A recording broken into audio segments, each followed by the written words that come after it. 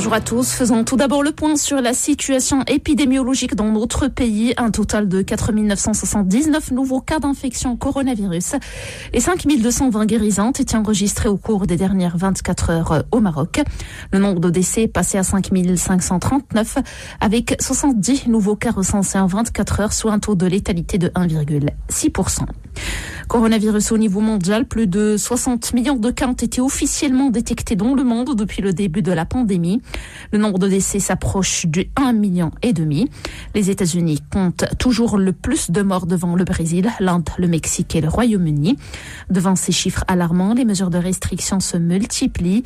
La présidente de la Commission européenne a même mis en garde les États européens contre un assouplissement trop rapide des règles anti-Covid au risque de déclencher une troisième vague de l'épidémie après Noël.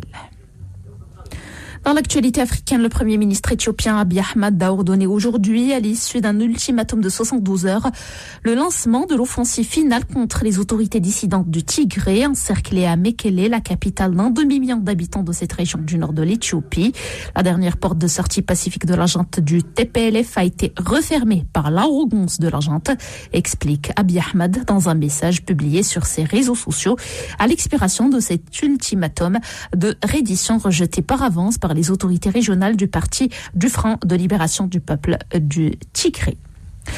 En plus bref, un tribunal turc a condamné aujourd'hui 27 personnes, dont une majorité d'officiers et de pilotes, à la prison à vie à l'issue du principal procès sur une tentative de coup d'État en visant en 2016 le président Recep Tayyip Erdogan. Ces personnes ont été reconnues coupables notamment de tentatives de renversement de l'ordre constitutionnel, de tentatives d'assassinat du président et d'homicide volontaire. Enfin, le deuil et la tristesse gagnent le monde après la mort de l'Argentin Diego Maradona, légende du football, disparu hier à 60 ans, laissant les passionnés de ballon rond orphelins de l'un des joueurs les plus charismatiques et controversés de l'histoire. Dans le quartier de Boca, à Buenos Aires, mais aussi en Europe, à Naples et Barcelone, au lieu de la carrière de Maradona, l'émotion s'est répandue dans les rangs des fans quelques heures après l'annonce du décès du champion du monde 1986 des suites d'un arrêt cardiaque. Le président argentin Alberto Fernandez a décrété 3 jours de deuil national. Voilà pour l'essentiel de l'actualité.